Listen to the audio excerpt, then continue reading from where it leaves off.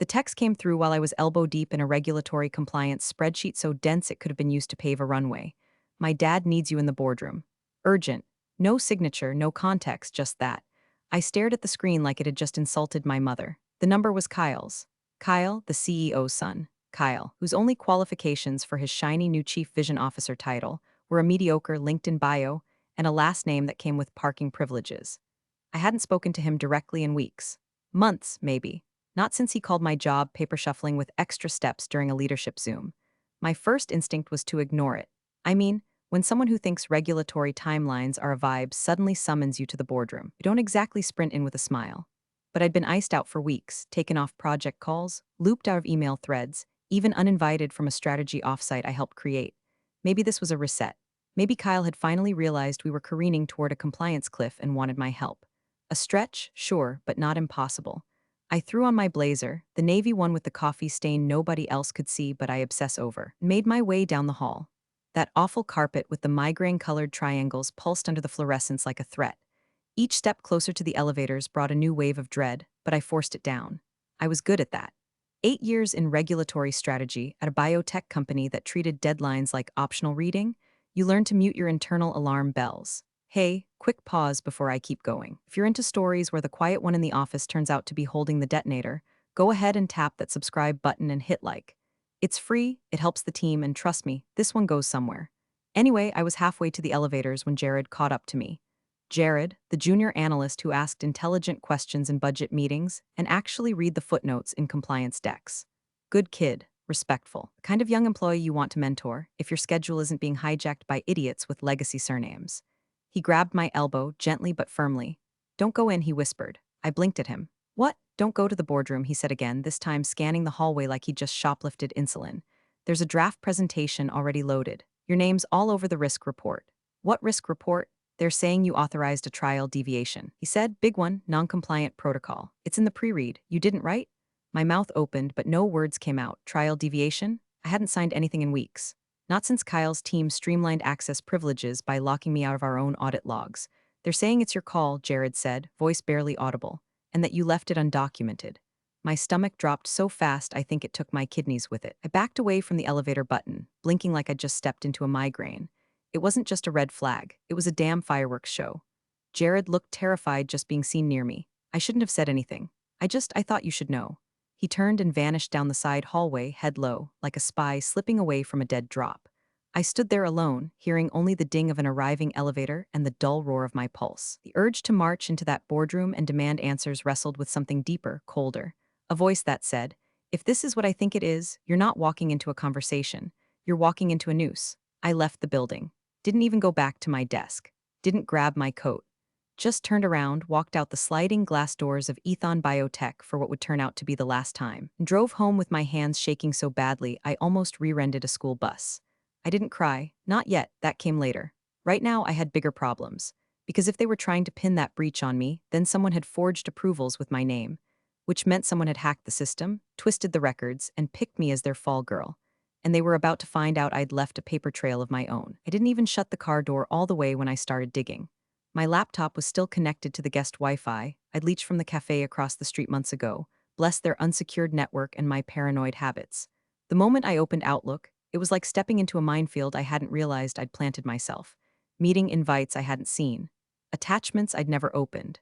Threads with my name CC'd in, but always too late to reply. Always after the decisions had already been finalized. The deck was right there, labeled innocuously as Quarterly Audit Risk Review. Harmless enough. I opened it, half expecting a sanitized fluff piece full of pie charts. Instead, slide 4 hit me like a crowbar to the chest. Compliance gap, Protocol 7.2 authorization risk level, critical. Signed by K. Densmore, CMO office, my name.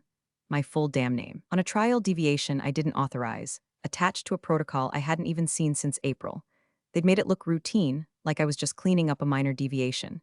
A little paperwork laziness. Happens all the time in biotech, right? Except this was not minor. This was an early-stage human trial on a new immunotherapy with FDA fast-track eyes all over it. Deviating from Protocol 7.2 without documentation wasn't a slap-on-the-wrist error, it was a federal violation. I cross-referenced it with our document management system, praying I'd find something, anything that could explain the discrepancy. But access to those logs, revoked. No warning, Just a big red banner that said, "You do not have permission to view this document." Oh, I see. Kyle's vision included locking me out of the very system my name was supposedly authorizing. Panic clawed its way up my throat, but I forced it back down. I wasn't new to this. I'd seen CFOs cry in front of federal inspectors. I'd seen emails buried, logins misplaced, project managers mysteriously resign when it all went sideways. But this was new. They were using me, my credentials, my signature, my silence, the worst part. They were doing it so sloppily, like they didn't even expect me to fight back. Like I was just a ghost in the system now, too burnt out or too distracted to notice. I'd become the perfect scapegoat. I stared at my own name on that slide for a long time. Kimberly Densmore. 8 years of clawing my way up in a company that didn't even put me in the last holiday newsletter. And then I remembered something, Jared. The only person who said anything. Only one who pulled me aside when it would have been safer for him to stay silent. He didn't know me that. Hell, I barely remembered his last name. But he saw the fire on the horizon and pointed it out anyway. And it lit something in me. I opened my encrypted personal folder, the one I never kept on the cloud, the one I backed up to a physical drive, so old it still had a sticker from my first regulatory audit in 2014. And I started to build a timeline. Slowly, carefully. Every email I had approved, every protocol I'd signed, every deviation I'd personally tracked, documented, and routed through proper channels. I'd forgotten how good I was at this. At seeing patterns in the noise. At catching the tiny fractures before they became fault lines. It's easy to forget when you've been professionally ignored for months. I mapped out 2 months of activity and found my first smoking gun less than an hour in. A time-stamped authorization I allegedly signed on July 9th, at the exact same time I was in a government video conference that required facial recognition login. Impossible, provably false. And if one signature was fake, there were probably more. I wasn't scared anymore. No, scared left the building when I saw the timeline didn't fit. In its place was something colder, something that clicked into place behind my eyes like a loaded magazine. Resolve. If they were going to use my name, they'd have to explain how I signed documents while logged into a federal portal across the city. They'd have to explain why the trial results kept moving ahead when I hadn't cleared them. They'd have to explain how the oversight officer with limited system access somehow became the sole point of failure for a multimillion-dollar experimental drug trial. They wanted me to panic. Instead, I poured a cup of coffee, sat down in my kitchen with the blinds drawn, and started printing out every breadcrumb I could still trace. They picked the wrong paper pusher to frame. By the time I got home, the adrenaline had worn off, and that hollow, metallic dread had taken its place, the kind that makes your fingertips go cold even when the air isn't. I didn't bother turning on the lights. I went straight to my home office, still half decorated from when I thought working remotely would be temporary. The plant was dead, the printer out of paper, but my old hard drives, still humming in the drawer where I kept them, labeled with masking tape like war relics. Q1 audits, trial backups, FDA submission 2023. I powered up my laptop and started pulling records. My private archives were old school, manual exports I'd done for redundancy, which basically meant because I don't trust our IT team to tell the truth. I opened my Outlook folder first, calendar invites, confirmation emails, document submissions. I began lining them up chronologically, every decision, every sign-off, every late-night approval I'd given in the last 6 months. It was tedious, but methodical work has always been my panic medicine. You can't drown in fear if your brain's busy cross-referencing timestamps. The first irregularity showed up faster than I expected.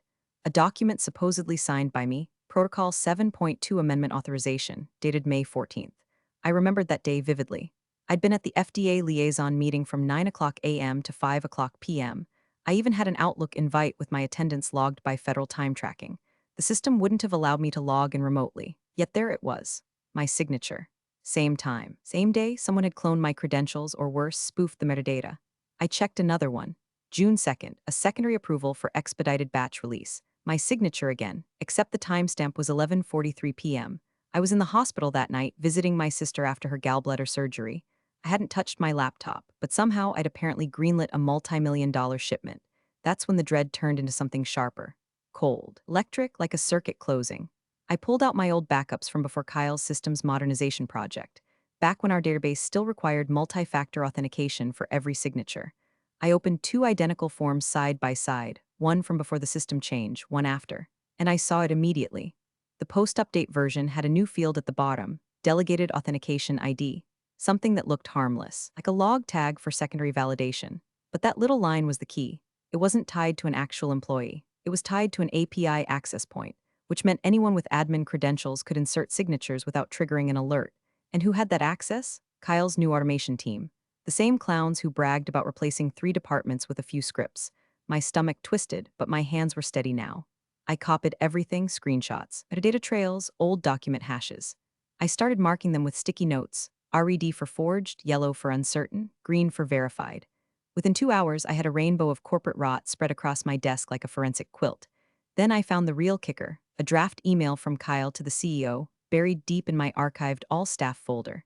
It was just one line, accidentally saved to my local cache months ago. Once the compliance backlog is cleared under KD's authority, we can certify for Phase 3 ahead of schedule. That was the moment it clicked. They'd used me not just as cover, but as a human rubber stamp. They needed my name to make it look legitimate to investors and regulators.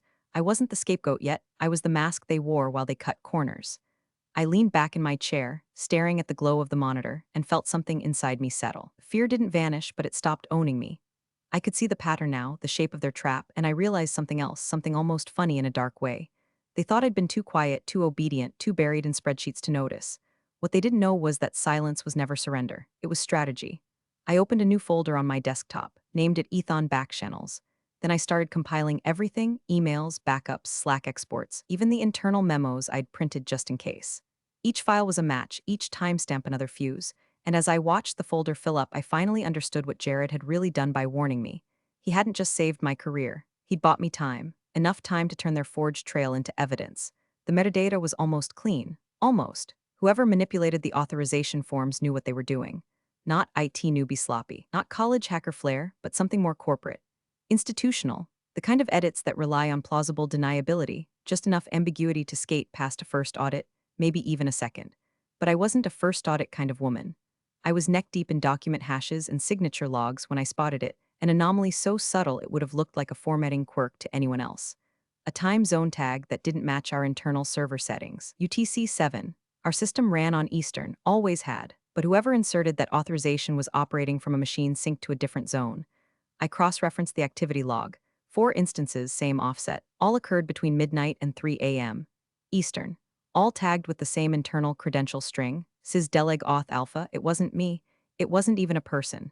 It was a subroutine, a script. That's when I opened the internal system update memo Kyle's automation team had pushed 6 months earlier, back when they'd assured leadership that all compliance processes would be streamlined for efficiency. The memo included a buried footnote I hadn't paid attention to at the time. Delegation functions now permitted via authenticated API with elevated privileges under Executive Compliance Profile. That was my profile, my digital identity. I'd wired it straight into the automation flow so they could run approvals through my name, no password needed, no multi-factor, no oversight. They didn't just steal my authority.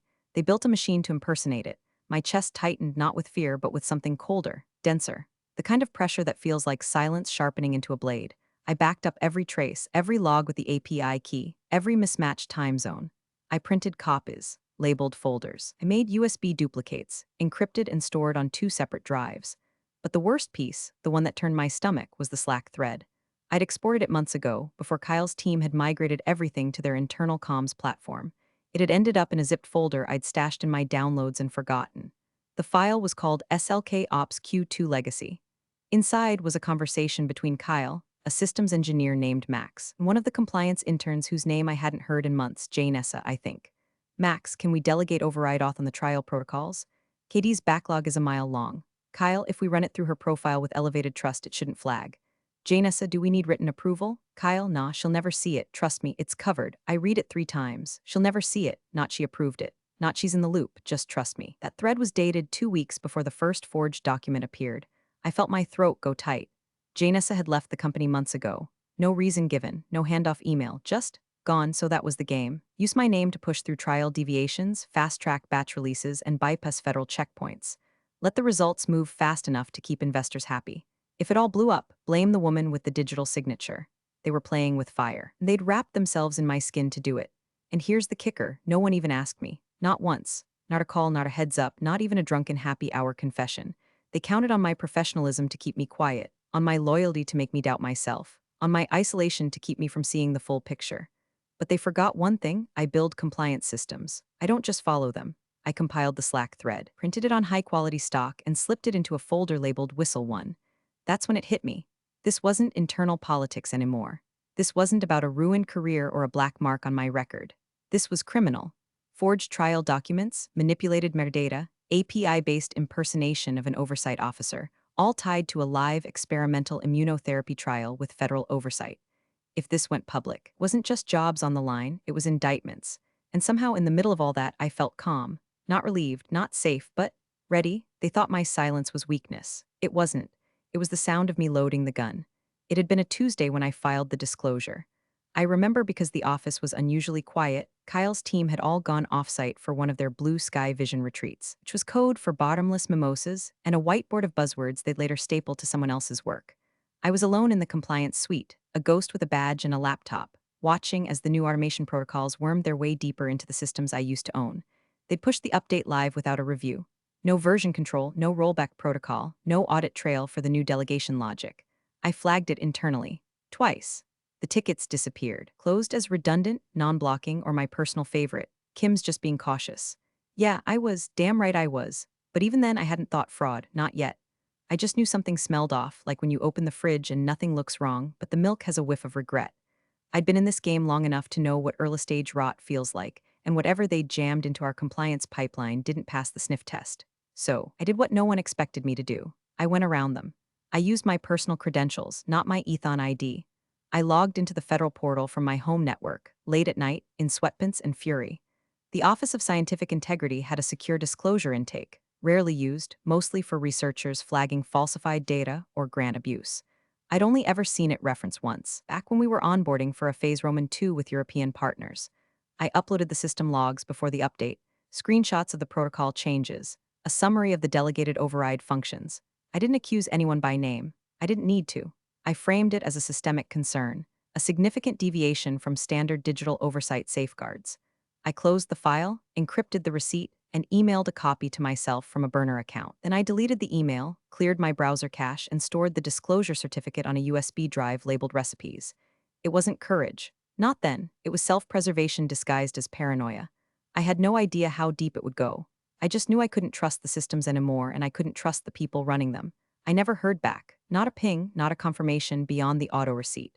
For months, I assumed the report had vanished into the bureaucratic void where well-meaning whistleblowers go to die. But now, sifting through forged approvals and Slack threads with my name on them like a posthumous signature, I realized that night had been more than defensive. It had been preemptive. They thought they'd built the perfect fall girl narrative. A mid-level compliance officer, slowly phased out, whose name just happened to be on all the wrong documents at all the wrong times. What they didn't know, what Kyle never even thought to ask, was that I'd already lit the fuse. My sealed disclosure was time-stamped, signed, and logged with federal authentication. Anything done in my name after that filing would be cross-referenced against a report I submitted. A report that clearly stated, the system is compromised and my credentials are no longer reliable without direct confirmation. And now, I wasn't just uncovering fraud, I was proving premeditation. I pulled the USB from my desk drawer and inserted it slowly, like a sacred key. The file opened instantly. Discal Seal OSI 239KD PDF, date, April 11, time, 2247 EST, filed by Kimberly Densmore, subject. Systemic irregularities in compliance automation protocols, request for confidential review. I leaned back in my chair and stared at the screen. That document, that single PDF, was now my insurance policy, my firewall, and my detonator. Every crime they'd committed under my name was going to hit a wall of legal immunity I'd erected months before they even realized they needed a scapegoat. And I finally understood why I'd done it. It wasn't just instinct. It wasn't just caution. It was because I'd seen this play before. I'd watched how these stories end. For the woman in the room who raised her hand too early or too late, the one they called difficult for asking too many questions, the one who didn't smile enough while they rewrote her authority out from under her. But not this time. This time, I'd buried the fuse myself, and I wasn't planning on stopping the explosion. The first crack came in the form of a calendar update. I wasn't supposed to see it. My internal access had been temporarily restricted after I'd opted out of Kyle's third consecutive vision alignment sync. But I still had a shared access link to the Executive Ops calendar, tucked inside an old onboarding packet from the days when people still looped me into things.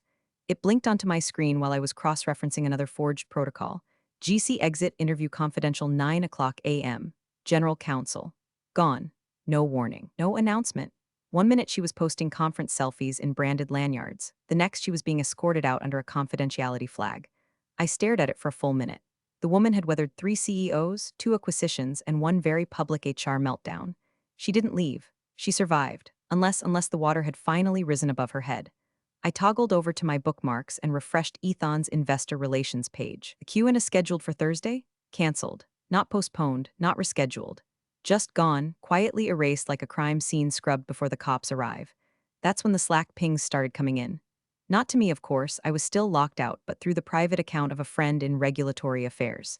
He screen capped and sent them from his personal phone with the kind of guilty haste that told me he didn't want to know more. Screenshots of project leads whispering about external inquiries, finance leads requesting documentation logs, and someone from clinical ops asking flat out, "Are we under investigation?" There it was, the ripple. The moment the water started churning before the shark breaks the surface. I hadn't said a word, not publicly, not internally. I hadn't called HR or legal or even Jared. I just waited. The way you wait after striking a match and tossing it into a locked room. There's a beat of silence before the smoke curls out from under the door. And then my phone buzzed, not a number I recognized. Just a LinkedIn notification. Paul Kravitz sent you a message. I blinked. Paul Kravitz was a partner at the Office of Scientific Integrity. I only knew his name because he'd given a keynote once at a compliance summit I attended years ago. I clicked. Miss Densmore, moving forward, your documentation was sufficient. Please confirm you're available for future contact as needed. You will not be named unless you elect to be. Thank you for your diligence. I read it 3 times. Then I closed the tab, locked my laptop, and sat in silence with both hands folded in my lap. Not satisfaction, not yet, just the weight of confirmation. The bomb had gone off, quietly, precisely. No smoke, no fire, just consequences rearranging themselves in other rooms. The next day, my name started disappearing from things. Slowly, like someone deleting their browser history 1 tab at a time. The risk report presentation got a silent update, my name removed from slide 4. A new investigative committee was formed. Kyle stopped posting his insufferable leadership quotes. And me? I posted nothing. I said nothing. I didn't clarify or speak out or deliver some heroic LinkedIn post about ethics and perseverance. I waited, because people who need to tell the world they were right usually weren't. That afternoon, I heard a knock at the door. Not the usual FedEx tap and dash. This one was firm, measured. I opened it to find a courier standing in a dark jacket, holding a thick envelope with my name in block letters. No return address. I signed, closed the door, set the envelope down on the kitchen counter like it might be ticking. I didn't open it, not yet. I already knew what it was. Official correspondence from the investigation team, possibly a subpoena, possibly confirmation of whistleblower protections, possibly both. Either way, it meant one thing: the walls were moving. And I had never felt quieter or more vindicated in my life. The boardroom smelled like polished desperation, leather chairs, overbrewed coffee, and that sterile, recycled air that somehow makes even multimillion-dollar fraud feel mundane. Kyle stood at the head of the table, sleeves rolled just enough to hint at effort without actual work, hair perfectly messy in that curated way only nepotism could afford. The screen behind him glowed with a title slide: Operational Setbacks and Corrective Vision. Compliance Rebuild Strategy. He actually said the phrase corrective vision with a straight face. 12 people stared at him, a mix of investors, legal, 2 board members zoomed in from vacation homes, and one twitchy HR exec who looked like she'd just discovered her entire career was built on a termite nest. Kyle cleared his throat, tapped his remote, and advanced to the next slide. We've identified key missteps in oversight procedures, he began, pacing with a swagger that said I read half a book on leadership last night. Unfortunately, some of those lapses trace back to systems approved by former team members, no longer with the company. He let the phrase "no longer with the company" hang in the air like a fart in church. Kimberly Densmore, he continued, was responsible for maintaining compliance architecture during the system overhaul. Since her resignation, he never got to finish. The door opened. No knock, just the sound of the handle turning with finality. A woman stepped inside, black blazer. Federal badge? Her presence sucked the oxygen out of the room so fast someone near the end of the table audibly choked on their biscotti.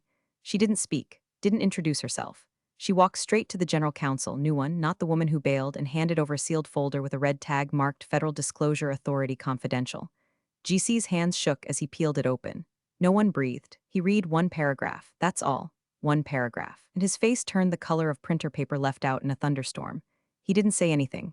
Just closed the folder, slid it back toward the agent, and looked directly at Kyle. "What is it?" Kyle asked, his voice wobbling for the first time.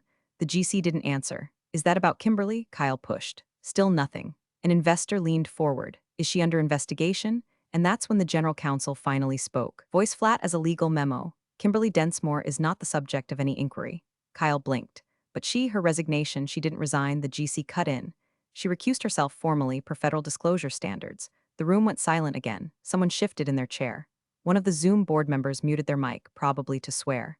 Then the GC added, almost too quietly to hear, Her sealed documentation predated the compliance updates. That was it, no dramatics, no gasps, just a series of dawning expressions, confusion giving way to unease, then dread.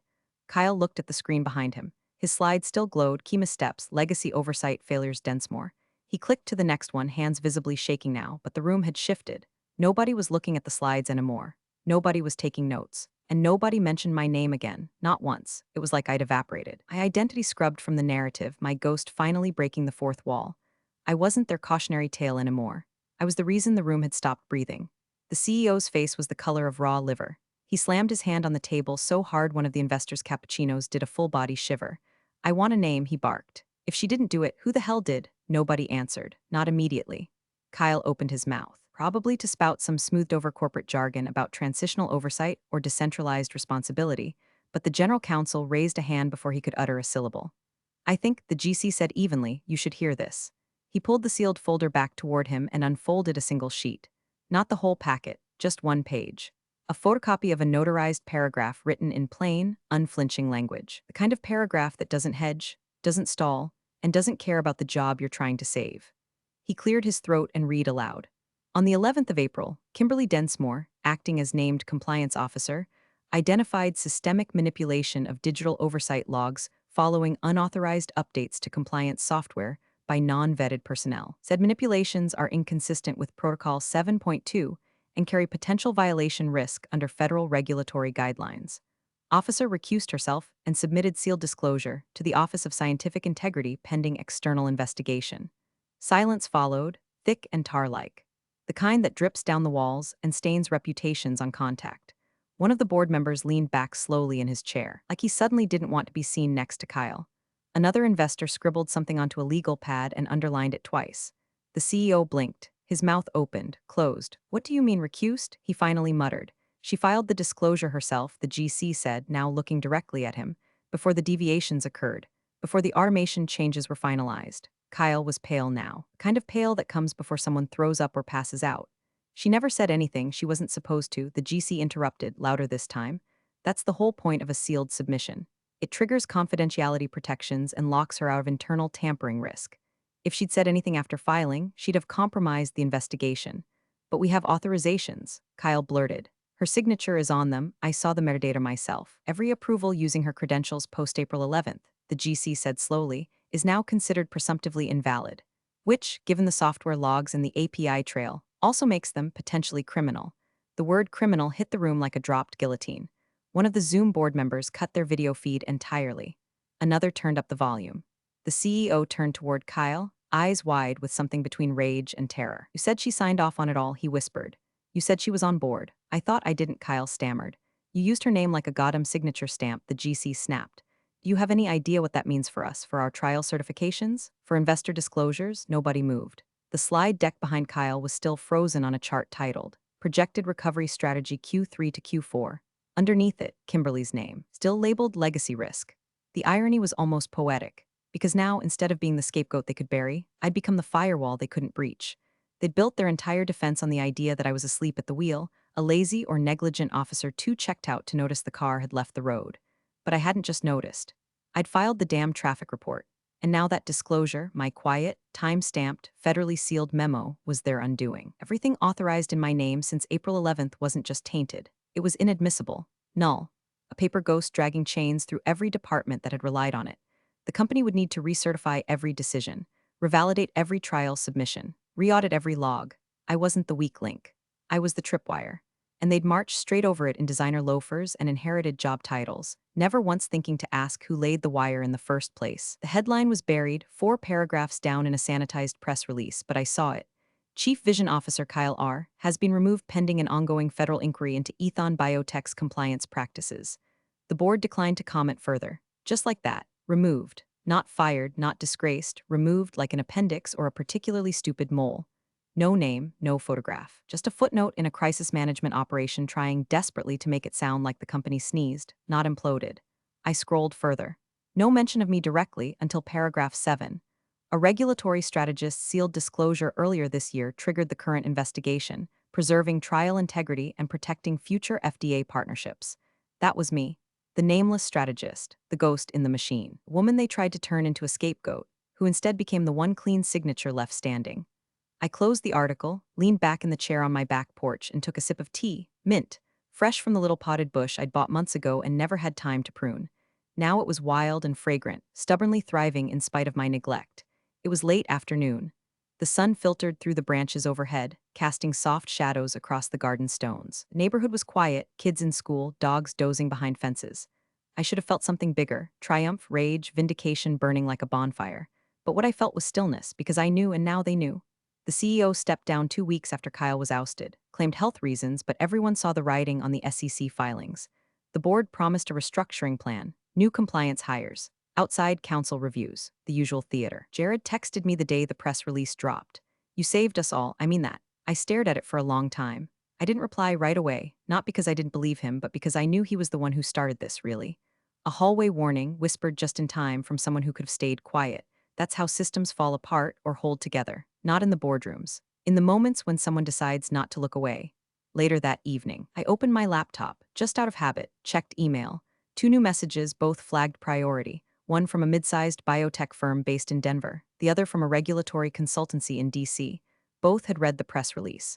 Both wanted to talk. Each subject line said roughly the same thing: we read everything. And I knew they meant it. They didn't just want my name. They wanted the foresight, the fireproofing, the unsexy vigilance that kept trials from going off the rails. The stuff they never saw coming until it saved them. I didn't reply right away. I closed the laptop, set it aside, and listened to the wind in the trees. The birds weren't singing. Just the breeze, rustling leaves, and the faint buzz of a neighbor's mower a few houses down. I took another sip of tea and watched the steam curl upward. You needed me in the boardroom, Kyle. You just didn't know why. Appreciate you sticking around, you legends of the break room. Subscribe for more chaos. Let's make your old managers spill their coffee in fear.